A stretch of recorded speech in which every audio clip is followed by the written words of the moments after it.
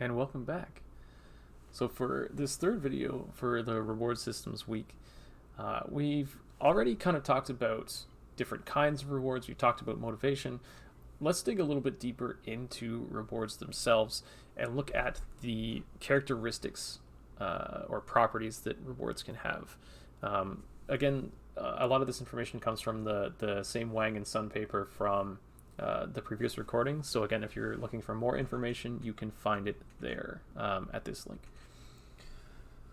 So these authors identified 4 characteristics of rewards, 4 properties, 4 things that rewards have. And I just want to very briefly kind of dig into each of these so that again we can be thinking about them when we design our own kinds of rewards. So these kind of 4 properties are the social value of the reward. So whether players can use it to show off their skills, compare with other players, and so on. They also include the effect that reward has on gameplay, whether that reward makes gameplay easier or maybe more difficult, or nothing at all. Next is the suitability of a reward for collection and review. Is it something that players can collect? Is it something that they can use to preserve gameplay memories?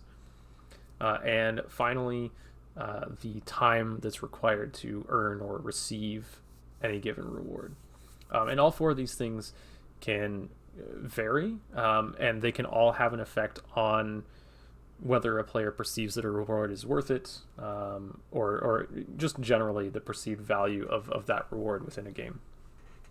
So first, let's look at social value. So again, social value is just how suitable that reward is to use in social situations.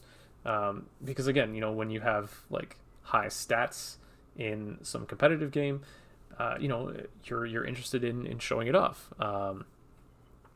So we see a lot of social value in things like scoring systems, in achievements, especially rare achievements. We see social value in leaderboard positions, items, and cosmetics and MMOs, things like that.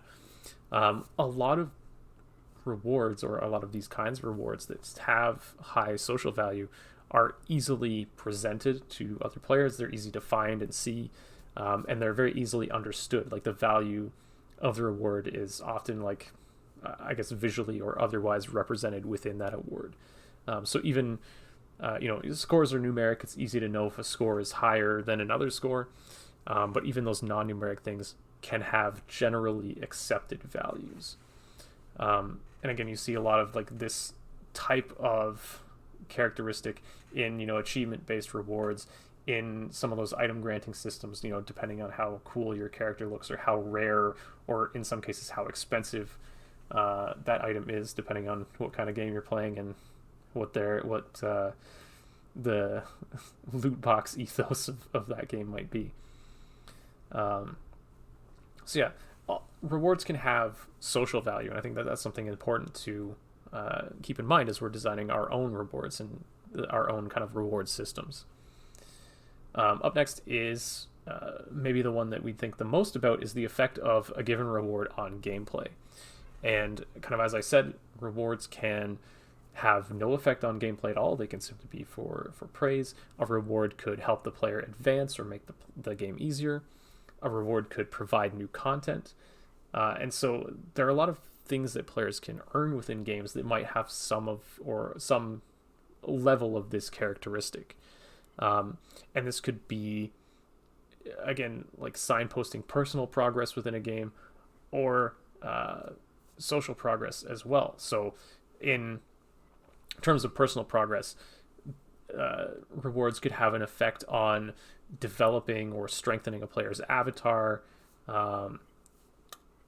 to help them, challenge stronger enemies, defeat other players. But they can also, there can also be rewards that signpost or signify social progress as well. Game aspects that draw attention to more social players, or rewards that support interactions with other players. Maybe something as simple as increasing the size of your friends list, or increasing the amount of items that you can trade. So there are two potential avenues that you can think about rewards having an effect on gameplay as well. And again, kind of an aside, but something interesting to think about the kinds of players that are playing your game. If you kind of like look at your game data, if that's something that you're measuring or recording, it's kind of it becomes possible to tell the play style of players that are playing your game by examining what kinds of rewards and what kinds of goals even that they're interested in accomplishing, or rewards that they're interested in acquiring. So it's another potentially useful piece of information for you. Next characteristic we'll talk about is a reward suitability for collection and review. So, we think about motivation and what drives players to seek out rewards or progress through games. But we can also think of rewards as, things that can help players build a sense of accomplishment or preserve game memories. And I'm not talking about, loot boxes or like any of that EA content, because I realize what the phrasing here sounds like. But if we think about, item sets in MMOs, or, characters in different games that you would have to unlock, those kinds of rewards can, preserve a player's memories of the game. They can, what am I trying to say? For example, okay, so this is not necessarily like I'm a bit off script here, but let's say, you're fighting like a massive boss in an MMO or whatever else, and you get like a super rare item, and maybe you have something that's better than that item, like maybe you're geared better than that, I don't know, but that item represents you as a player, like overcoming that challenge, and it would signify your achievement and accomplishment in overcoming this boss. And so maybe you would hold on to that to say, hey, I have like, I don't know, this cool sword from that time that I did XYZ, and I clutched the raid or whatever might have happened. So again, like rewards can have that kind of value as well. And again, thinking about like collection and reviewing those memories or those kinds of game experiences that are important to players, you can also see through awards. Players can recognize other players with similar interests. They have similar kinds of rewards or similar collections of items or things. And again, when your reward systems are structured very clearly, it makes those comparisons and makes finding those other players or experiencing those things a lot easier. And so through a well-designed reward system, those feelings of accomplishment or completion or perfection are strengthened.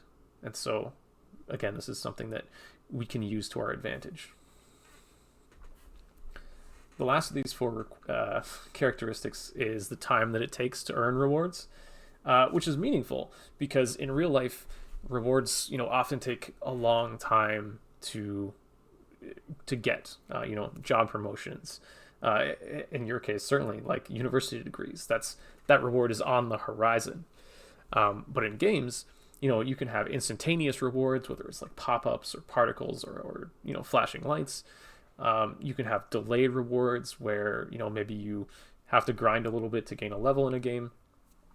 And so again, as you're designing rewards, not only does the time that it takes to earn that reward mean something inherently to the player, but you can also, as you know, because I believe by now you've watched the section on reward schedules, you can also design great reward systems where there's like this interspersal of, kind of like small rewards happening a little bit often and larger rewards happening at longer intervals that keeps players engaged with that kind of system.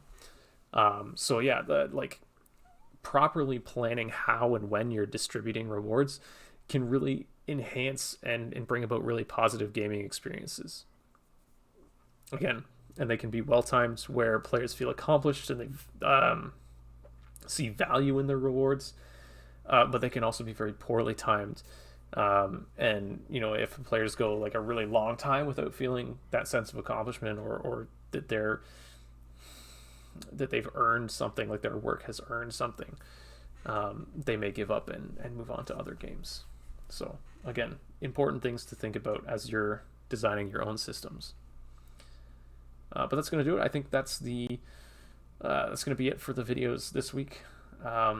So when we hit the class session, we're going to talk about how players use rewards. So again, looking towards that session, be thinking about how and when you feel rewarded in games, and how those rewards are useful to you, or what you use those rewards for. And we'll have a bit of discussion about that, and talk about the different ways that these rewards actually get used by players. But until then, thank you. Bring your questions to the live session, and I will see you on Friday.